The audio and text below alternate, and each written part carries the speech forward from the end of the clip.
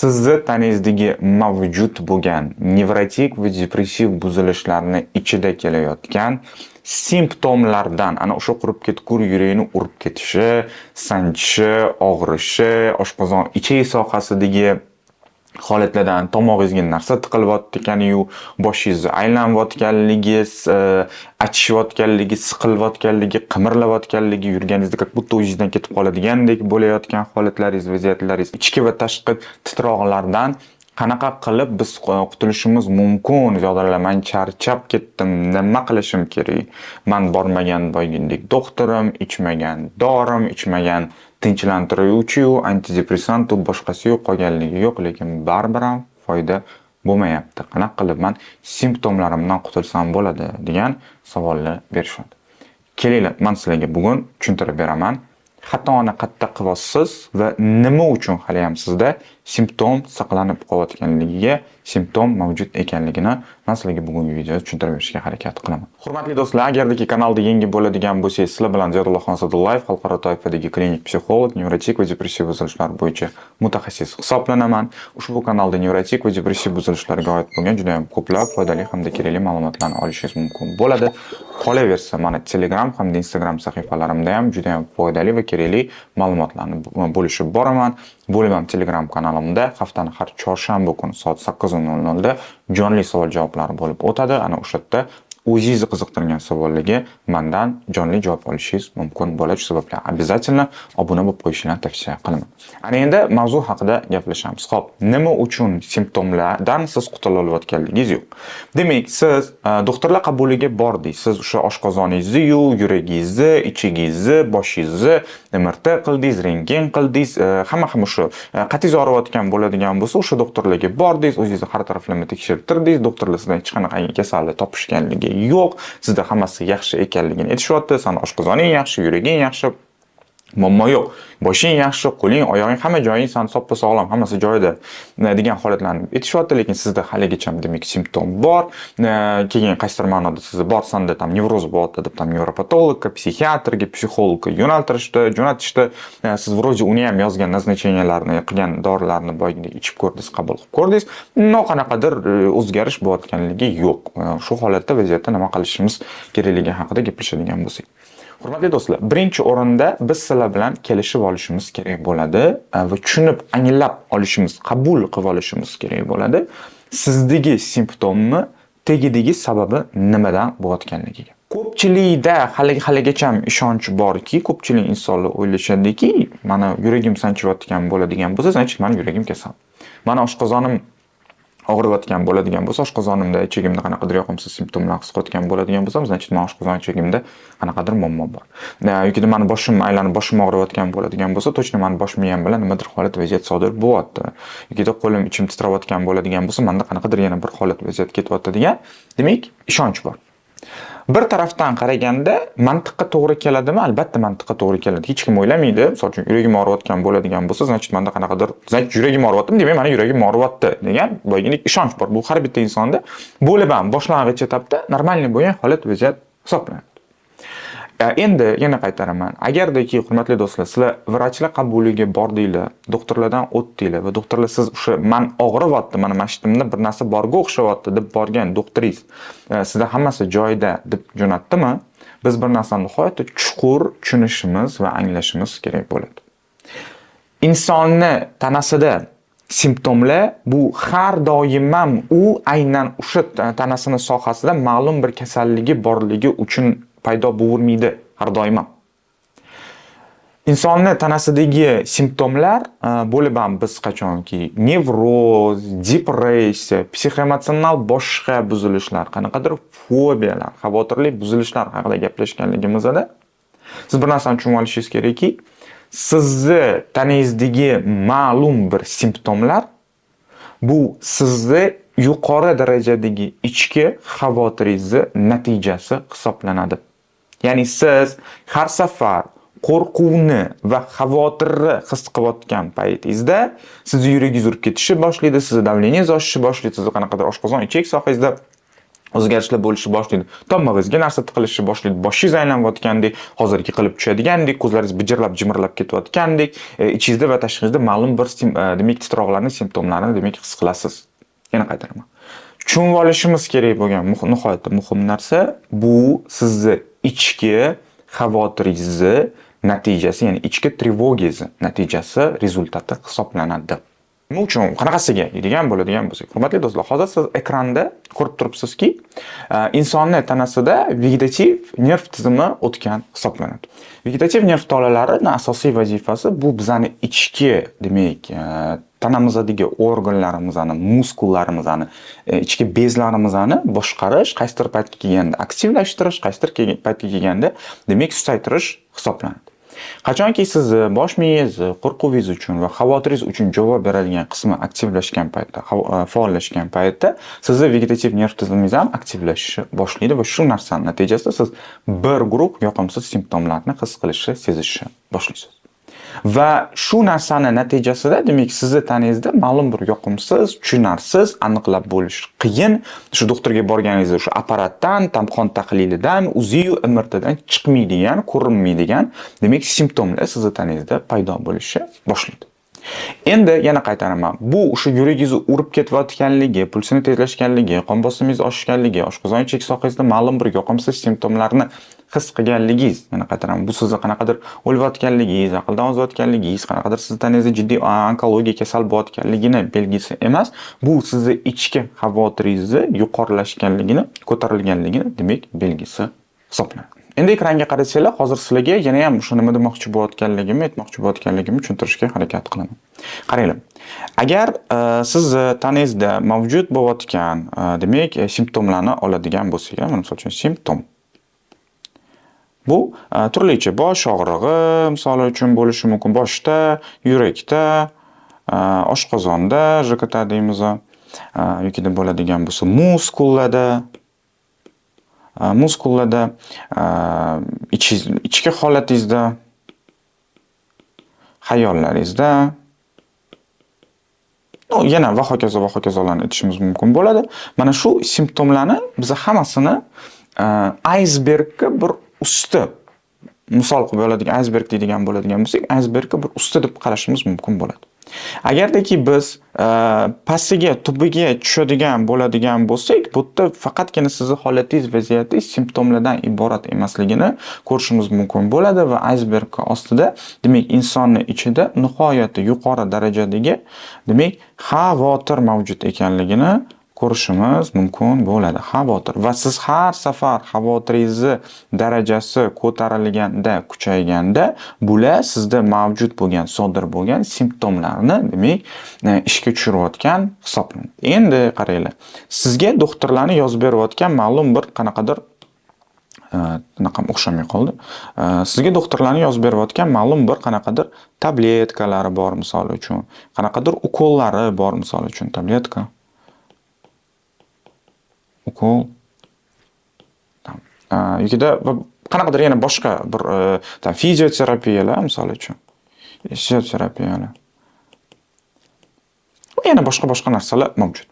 Hurmatli do'stlar, bularning hammasi demak sizdagi mavjud bo'lgan simptomlarni yo'qotishga qaratilgan, misol uchun.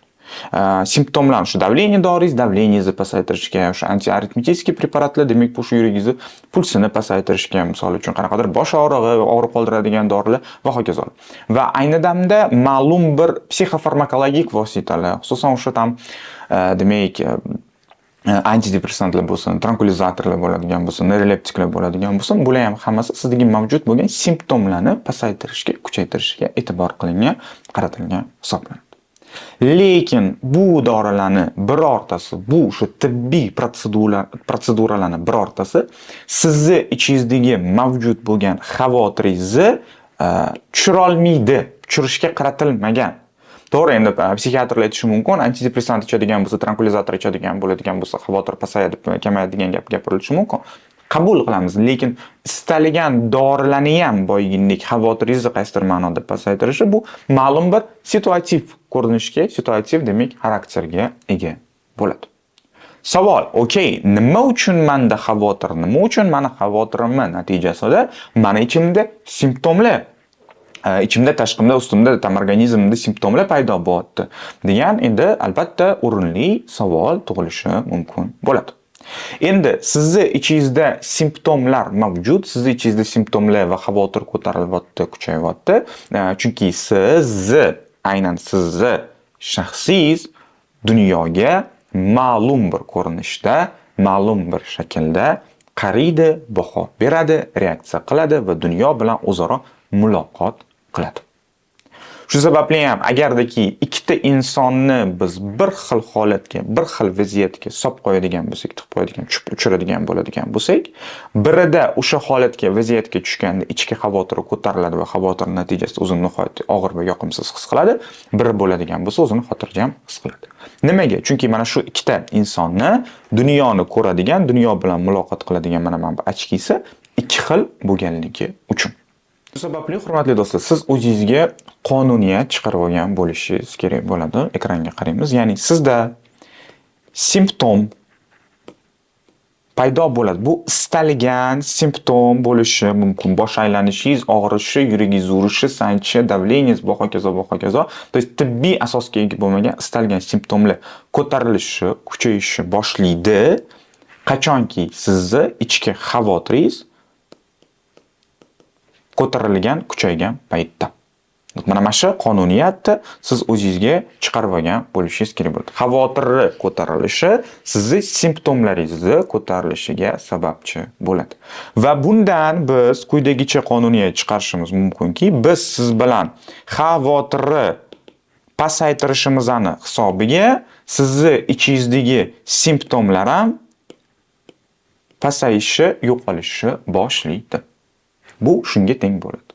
Shu sababli hurmatli do'stlar, pulingizni bekoriga ovora bo'lib, qanaqadir doktorga, hijomanga, qanaqadir tam fizioterapiyaga, unga-yu, bunga-yu va hokazoga ketkizib, ovora bo'lib o'tirmaylik. Mana bu oshqozoningizdagi kurash, oshqozoningizdagi yoqimsiz diareya bilan kurashib, yuragingiz urib ketishi bilan kurashib, tomog'ingizga tiqilayotgan narsa bilan, ichki titroqlaringiz bilan qanaqadir kurashib, nima desa bo'ladi? Ovora bo'lish kerak emas. E'tibori, diqqatni simptomni yengishga emas, ichki xavotirimizni yengishga qaratishimiz kerak bo'ladi. Shu o'rinda men sizga savol bilan murojaat qilmoqchiman. Siz o'zingiz qanchalik darajada kuzatgansiz, sizni ichki xavotiringiz, qo'rquvingiz ko'tarilgan paytda sizdagi simptomlar ham ko'payayotganligini va kuchayayotganligini bu haqida обязательно kommentariyada yozib qoldiring. Shu sababli ham biz qachonki nevrotik, depressiv buzilishlar kabi ma'lum bir psixoemotsional buzilishlar haqida gapirayotganligimizda insonga 100% psixoterapiya shart va darkor ekanligi haqida gapiramiz. Chunki manba aytayotgan yuqoridagi tushuntirgan xavotirni pasaytirish bu psixoterapevtik jarayonda sodir bo'lishi kerak bo'ladi. Qanaqasiga va nima uchun qaraylik. Demak, boya aytayotganimdek ma'lum bir shaxs bor, misol uchun. Shaxs nimalardan tarkib topgan deydigan bo'ladigan bo'lsak, shaxsi ma'lum bir o'ylash va fikrlash ketma-ketligi bor. Fikrlash ketma-ketligi. Fikrlash ketma-ketligi bor. Har bitta shaxsi, demak, xulq-atvor shakli bor.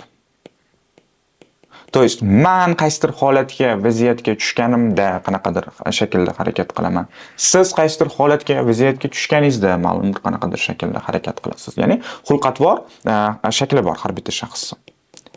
Ana endi har bitta shaxsni ma'lum bir tajribalari bor.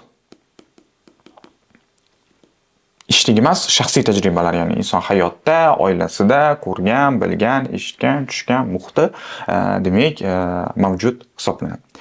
Tajribalari boyagidek mavjud hisoblanadi va shaxs quradigan munosabat shakllari mavjud hisoblanadi. Munosabat shakllari. To есть men qanaqadir ko'rinishdagi, qanaqadir shakldagi insonlar bilan muloqotga kiraman, yoki muloqotga kirmayman, o'zim olib qochaman, qochmayman va hokazo.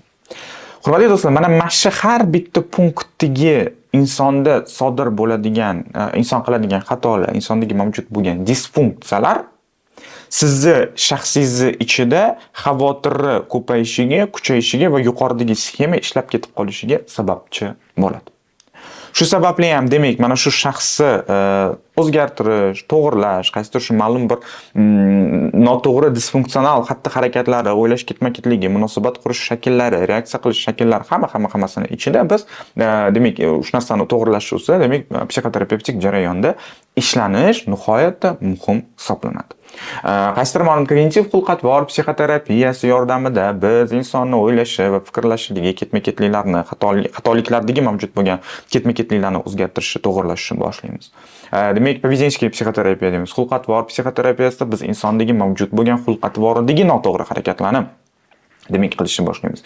Eng misol uchun nima xato qilinadi degan bo'lsak, misol uchun o'ylashimizda, fikrlashimizda bu katastrofizatsiya, ya'ni fojialashtirish hisoblanadi. Voydod, agardaki men hozir yuragim boyginga urib ketdimi, значит bu meni infarkt bo'layotganligimni, insult bo'layotganligimni belgisi kabi fojialashtirib tashlash bo'ladigan bo'lsa, xulq-atvorda qilinadigan eng katta ichida xavotir, shaxsida xavotir mavjud bo'lgan insonlar eng katta qiladigan xatosi bu ularni qochishga harakat qilish, ya'ni qochib ketish xulq-atvor shaklidan doimiy ravishda foydalanishga harakat qilish. Ya'ni qachondir va qayerdadir menga diskomfort bo'lgan holatda, vaziyatda men sразу o'shadan qochishga harakat qilishim.